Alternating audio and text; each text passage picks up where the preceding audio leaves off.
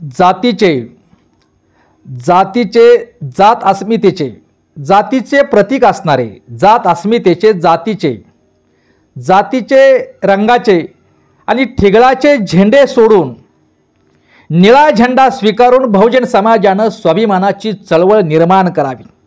कारण निळा झेंडा हा सर्व बहुजन समाजाचा झेंडा आहे।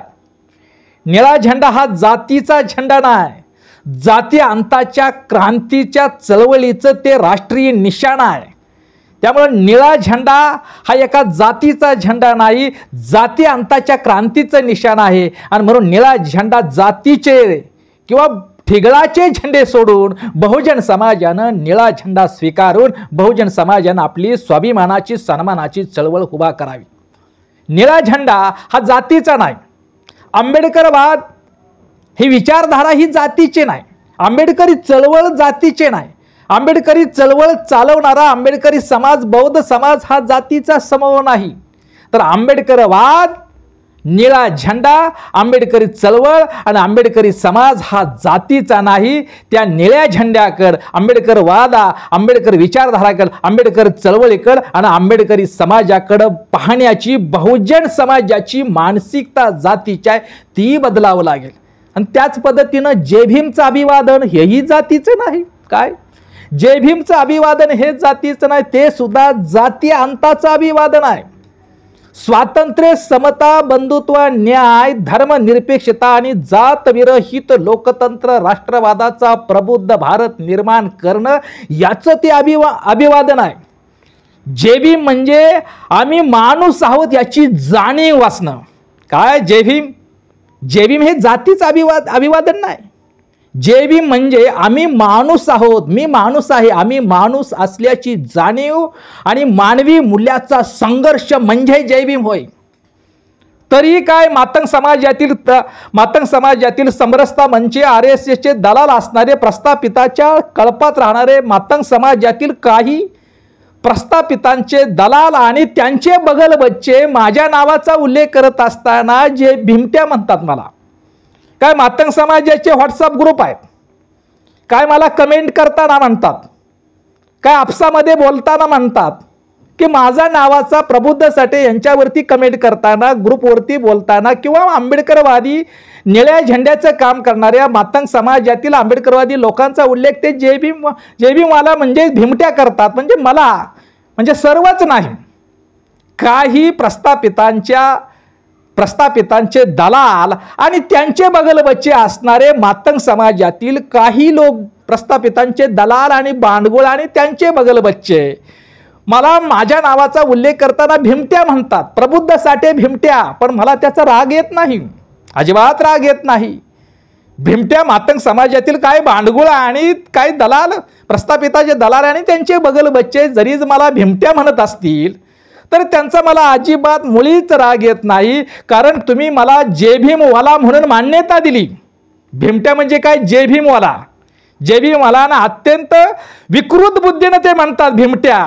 पण भीमट्या या शब्दाचा मला म्हटल्याबद्दल मला अजिबात राग येत नाही, कारण तुम्ही मला जय भीमवाला म्हणून मान्यता दिली। दलालानो बांडगुळानो बगल बच्चानो तुम्ही मला जय भीमवाला म्हणून मान्यता दिली, याचा मला अभिमान वाटतोय, आनंद वाटतोय, स्वाभिमान वाटतोय। मला त्याला भीमट्या म्हणण्याचा मला अजिबात राग येत नाही, कारण लोकशाहीर अण्णाभाऊ साठे सुद्धा जय भीम म्हणायचे। मी काय प्रबुद्ध साठेच नव्हे तर जगविख्यात साहित्यरत्न आंबेडकरवादी साहित्यरत्न लोकशाहीर अण्णाभाऊ साठे सुद्धा जय भीम म्हणत होते, जय भीमचं अभिवादन घालत होते। आणि आंबेडकर चळवळीपासून मातंग समाजाला तोडणारे जे संघटना आणि जे नेते आहेत ते समाजाच्या हिताचे असू शकत नाही। जे लोकशाहीर अण्णाभाऊ साठेंचं नाव घेऊन, धर्मचिकित्सक मुक्ता साळवेंचं नाव घेऊन, क्रांती रक्षक लहुजी वस्तादांचं नाव घेऊन स्वतःला मातंग समाजाचे नेते म्हणून घेणारे लोक आहेत, काय संघटना आहेत, ते मातंग समाजाला जाणीवपूर्वक आंबेडकरी चळवळीपासून तोडण्याचं जे कारस्थान करत आहे, प्रस्थापितांचं RSS आणि समरसता मंचचं ऐकून त्यांच्या गुलामी करून त्यांची सुपारी घेऊन आंबेडकरी चळवळीपासून मातंग समाजाला तोडण्याचं काम करणारे भले ते लहुजीच्या नावावर संघटना असतील, अण्णाभाऊंचं नाव घेत असतील, मुक्ता सळवेंचं नाव घेत असतील, पण आंबेडकर चळवळीपासून मातंग समाजाला तोडणारा नेता आणि त्यांच्या संघटना ह्या मातंग समाजाच्या हिताच्या आणि समाजाच्या सुद्धा असू शकत नाही. ते समाजाच्या जवळचे, समाजाच्या हिताचे असू शकत नाही. अरे लोकशाहीर अण्णाभाऊ साठे जय भीम म्हणजे आंबेडकर चळवळ किंवा जय भीम म्हणजे व्यवस्था परिवर्तनाची चळवळ आणि विचारधारा आणि लढाई म्हणजे जय भीम. आणि क्रांती रक्षक लहुजी वस्ताद यांची भूमिका या व्यवस्थेच्या परिवर्तन लढण्याची भूमिका होती. इथली धर्म व्यवस्थेची पहिली चिकित्सा करणारी मुक्ता सळवे इथल्या व्यवस्थेच्या विरोधात अत्यंत चिरफाड करणारी भूमिका मांडली. लोकशाहीर साहित्यरत्न लोकशाहीर अण्णाभाऊ साठे यांनी जग बदल घालून घावं गेले सांगून मला भीमराव, ही व्यवस्था बदलण्यासाठी, हे व्यवस्था आमच्या गुलामीचं जग बदलण्यासाठी डॉक्टर बाबासाहेब आंबेडकरांच्या विचाराचा घाव घालाय सांगितला. म्हणजे लहुजी क्रांतिरक्षक लहुजी वस्ताद, मुक्ता सळवे, लोकशाहीर अण्णाभाऊ साठे हे आंबेडकरी चळवळीला मातंग समाजालाच नाही तर बहुजन समाजाला जोडणारा विचारधारा आहे. तरी सुद्धा काय मातंग समाजातील लोक आणि त्यांचे प्रस्थापितांचे दलाल मातंग बांधवाला आंबेडकर चळवळीपासून तोडण्याचं कटकारस्थान करतात. ते समाजाचे असू शकत नाही. अरे डॉक्टर बाबासाहेब आंबेडकरांच्या वेळेला, त्यावेळेला जर सकट वायदंड्याचे प्रस्थापिताचे दलाल असणारे सकट वायदंड्याचे जर आपण ऐकलं नसतं आणि बाबासाहेबांच्या बरोबर जे काम करणारे मातंग समाजातील जे लोक होते, मातंग समाजातील जे नेते होते, त्यांचं जर मातंग समाजाने त्यावेळी ऐकलं असतं आणि सकट वायदंड्याच्या प्रचाराला अपप्रचाराला जर मातंग समाज बळी पडले नसते, सकट वायदंड्याचं जर नेतृत्व स्वीकारलं नसतं आणि आंबेडकर चळवळी बाबासाहेबांच्या बरोबर असणाऱ्या मातंग समाजातील लोकांचं नेतृत्व जर मातंग समाजानं स्वीकारलं असतं तर मातंग समाज आज बौद्धांच्या पेक्षा बी पुढे गेला असता. फार मोठी प्रगती आणि परिवर्तन झालं असतं. परंतु दुर्दैवानं आज सुद्धा त्याच्यात बदल होताना दिसत नाही. आज सुद्धा प्रस्थापितांचे दलाल चमचे असणारे, सुपारी आरएस आणि समरसता मंचचे सुपारी घेऊन मागवड्यात काम करणारे आणि प्रस्थापितांचे दलाल चमचे असणारे लोक आणि त्यांच्याच संघटना मागवड्यात आहेत. आणि मातंग समाज सुद्धा अशाच दलाल चमच्यांचे नेतृत्व स्वीकारतोय. प्रस्थापितांचेच गुलाम असणाऱ्या लोकांचे नेतृत्व आज त्यांच्याच मातंग समाज धावताय. पण निळ्या झेंड्याचं विचारधारा घेऊन, निळा झेंडा घेऊन आंबेडकरवादी विचार मातंग समाजामध्ये पेरणाऱ्या लोकांच्या मागं मातंग समाज फारसा जाताना दिसत नाही. दुर्दैव आहे. याला अपवाद आहेत.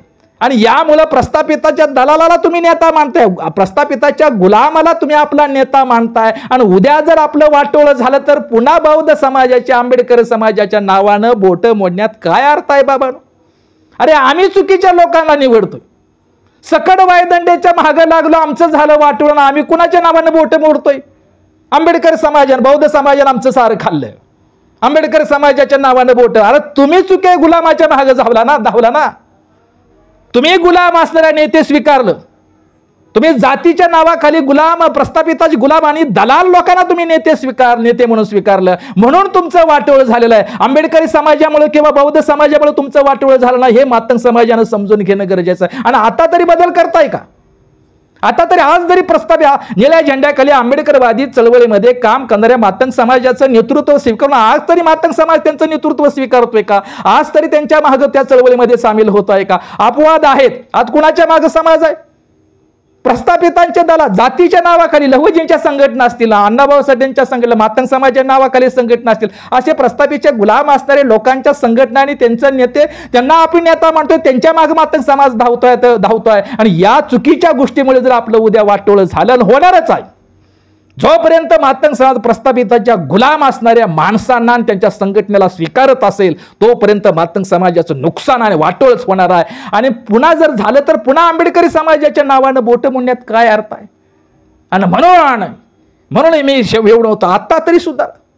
पण आज तशी आता परिस्थिती राहिली नाही.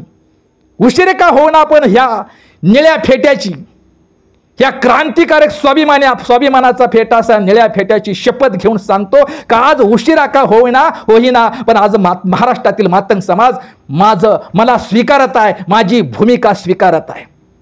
आणि म्हणून माझ्या मातंग बांधवांनी निळा झेंडा, ठिगळाचे झेंडे सोडून इतर जातीचे प्रतीक असणारे झेंडे सोडून निळा झेंडा स्वीकारून आंबेडकरी चळवळीचा प्रभावशाली जनाधार मातंग समाजानं बनावा ही भूमिका जर स्वीकारली तर निश्चितपणे जाती अंताची चळवळ गतिमान झाल्याशिवाय राहणार नाही। जय भीमचीच कविता माझ्या संघर्ष काव्य संग्रहातील जय भीम नावाची कविता आहे। 4-5 कविता जय भीमवरच आहेत माझ्या।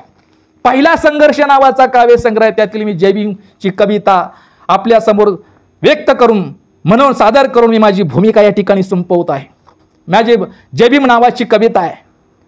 छाती ठोक बोला जय भीम बोला, छाती ठोकून सांगतो तुम्हाला, बोला जय भीम बोला। जय भीम आहे आमचा सन्मान, जय भीम आहे आमचा सन्मान, निळा झेंडा त्याचे निशाण, हाती घ्या तुम्ही त्या झेंड्याला, बोला जय भीम बोला। जय भीम आहे आमचा संघर्ष, जय भीम आहे आमचा संघर्ष, जातीवाद्यांचा करण्या नाश, आता पेटवा त्या संघर्षाला, बोला जय भीम बोला। जय भीम आहे आमचा लढा, काय जय भीम आहे आमचा लढा, मनोवाद्यांचा ओहील चुराडा। समजा माझ्या मातंग बांधवानं काय म्हणतो मी, जय भीम म्हणजे अरे मला भीमट्या म्हणताय, भीमट्याला अर्थ करा, जय भीमचा अर्थ काय। जय भीम आहे आमचा लढा, तो अण्णाभाऊंचा लढा आहे, तो लहुजी वस्तादांचा लढा आहे, तो मुक्ता सळवे लढा आहे, तो मातंग समाजाचा नव्हे बहुजन समाजाच्या सन्मानाचा लढा। म्हणून जय भीम आहे आमचा लढा, मनोवाद्यांचा ओहील चुराडा, करा सुरुवात त्या लढ्याला, जय भीम बोला जय भीम आता, बोला जय भीम बोला। जय भीम आहे आमची रणगर्जना, जय भीम आहे आमची रणगर्जना, मनोवाद्यांची होईल दैना, द्या आवाज त्या गर्जनेला, जय भीम बोला जय भीम बोला, जय भीम बोला। जय भीम आहे आमची शक्ती, काय जय भीम आहे आमची शक्ती, मनोवाद्याची ओहील माती, करा आत्मसात तुम्ही त्या शक्तीला, बोला जय भीम बोला। जय भीम आहे आमची क्रांती, जय भीम आहे आमची क्रांती, स्वातंत्र्य समता बंधुत्व न्यायाची निर्मिती, करू साकार त्या क्रांतीला, बोला जय भीम बोला। जय भीम, नमो बुद्धाय, जय लहुजी, जय ज्योती, जय महाराष्ट्र, जय भारत।